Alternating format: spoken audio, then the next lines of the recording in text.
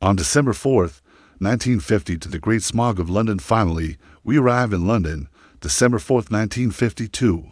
The city was in the grip of a bitter cold snap. To stay warm, Londoners were burning huge amounts of coal in their homes and factories. At the same time, a weather phenomenon called a temperature inversion occurred. This is where a layer of warm air traps a layer of cold, dense air near the ground. The result?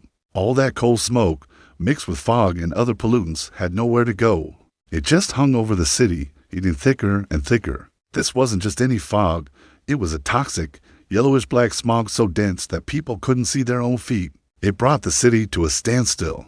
Buses, cars, and even ambulances had to be abandoned.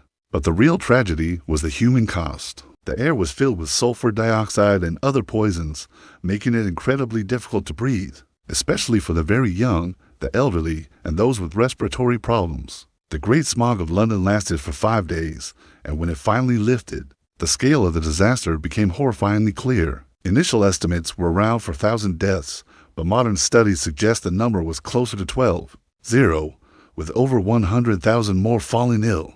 It was one of the deadliest environmental disasters of the 20th century. However, this tragedy did have a silver lining.